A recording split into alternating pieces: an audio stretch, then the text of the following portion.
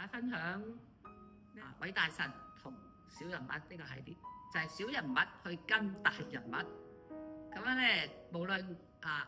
你同我係咪一個小人物都好，最緊要我哋要跟得啱，跟得啱人，跟一個咧偉大嘅人物，跟一個咧係正確嘅值得跟從嘅人。喺聖經裏邊，我哋睇到耶穌呢一位偉大嘅人物，道成肉身嘅神子耶穌基督。佢咧點樣咧嚟到喺展開服侍嘅時候，佢嚟到去呼召一啲平凡嘅人。喺呢個馬太福音4章18至到22節嗰度記載，佢話耶穌咧沿着加利利嘅海邊行走，見到兩兄弟就係彼得同埋佢嘅弟弟安德烈，咁佢就同佢哋講：嚟跟從我啦，我叫你哋要得人如得魚一樣。咁聖經就形容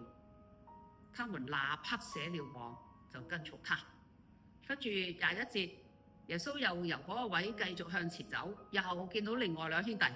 就係西比泰嘅兒子雅各同埋佢嘅細佬約翰啦。跟住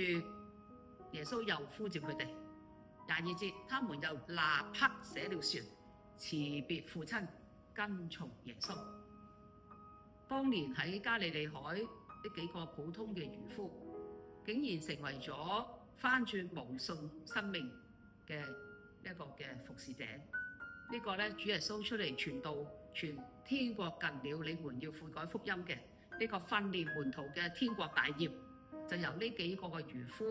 嚟到去開展，係咪意想不到呢？我哋從聖經裏邊嘅記載都話呢4個人佢都係立刻嘅捨了漁船，捨了漁網，跟從呼召佢哋嘅耶穌。當然，從聖經嘅記載我哋睇到，佢哋都唔係一開始就好明白呢個夫子耶穌係一個真真實實嘅大人物。當我哋咧喺船上邊係啦，呢個風浪好勁嘅時候，佢就話：夫子，點解你瞓覺你唔理我哋？我就嚟死啦咁樣。當咧耶穌話咧，彼得，你下網打魚，你而家喺呢度將隻船開到水深之處，跟住佢就諗我先至係專業漁夫，你係木匠兒子啫咁啊。但係跟住佢卻咁聽話啦嚇，落咗網，哇！啲魚多到2隻船都裝唔晒。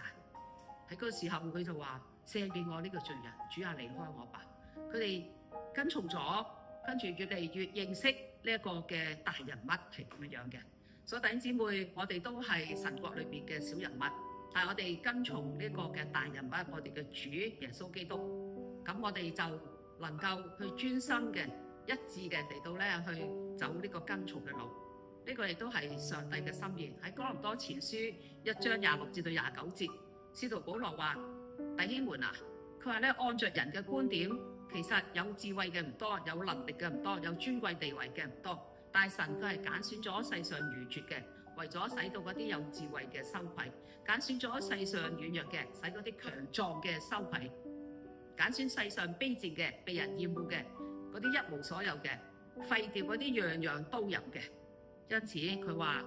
當神咁樣做嘅時候，當呢個咁偉大嘅神，佢用呢個方法嚟到呼召人嘅時候，佢就叫凡有血氣的喺神面前，沒有一個能夠自誇。